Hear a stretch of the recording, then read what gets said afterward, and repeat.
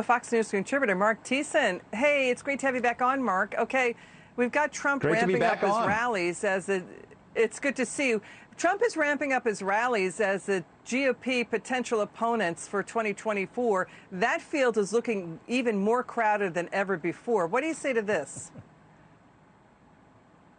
Well, I think that, first of all, the nomination is Donald Trump's if he wants it. No one is going to take it away from him. And if I had to make a bet, I would make a bet that he's running.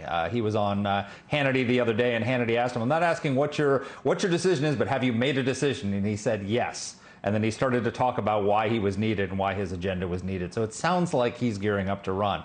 But a lot of people, I think, like me, who wanted the president to win re-election in 2020, are hoping that he decides to be a kingmaker rather than a king. Because the reality is, I think most Republicans realize we didn't lose the 2020 election because the American people didn't like Donald Trump's ideas. There was a Gallup poll right before the election. 56% of Americans said they were better off now than they were 4 years ago under Barack Obama. That is the highest that number has ever been in the history of the Gallup poll. It came in the midst of the worst pandemic since 1918, the worst economic crisis you mean under Trump, since the not Great Barack Depression, Obama. the worst racial unrest since the 1960s, and still people agreed with Trump. But the problem was he alienated a lot of voters who were persuadable and who might have voted for him but were just exhausted by the chaos of the previous 4 years.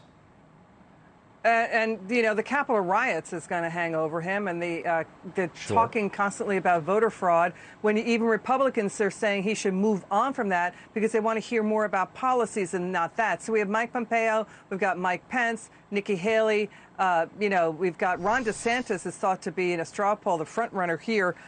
So it looks like it's getting crowded. There's also this. We've got Axios reporting that Democrats are worried that Kamala Harris cannot beat any Republican contender. But there's also this. At a Trump rally in Florida, Sarasota, over the weekend, critics say Trump seemed to be confirming key pieces of the Manhattan DA's case against the Trump Organization and its CFO. Mark, let's take a listen to this. Watch. They go after good, hard-working people for not paying taxes on a company car. Company car. You didn't pay tax on the car or a company apartment. You used an apartment because you need an apartment because you have to travel too far where your house is. You didn't pay tax. Or education for your grandchildren. I don't even know. Do you have to? But does anybody know the answer to that stuff?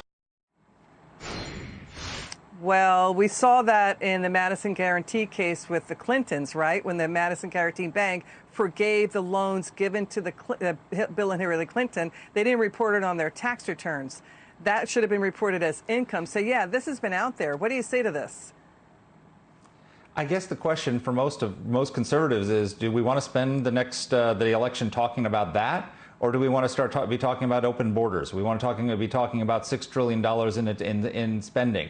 Do we want to be talking about how they're trying to impose critical race theory on our kids in schools? There's so many important issues. We want to talk about bringing back, quite frankly, the economy that Donald Trump delivered for us right before the pandemic hit. And get that kind of economic growth going again. Those are the issues we should be talking about. So you named a few people. I mean, Governor DeSantis in Florida, he agrees with everything that Donald Trump stands for. He supports him on the agenda. But look at how he's been handling this crisis with the collapse of the towers. He's been presidential.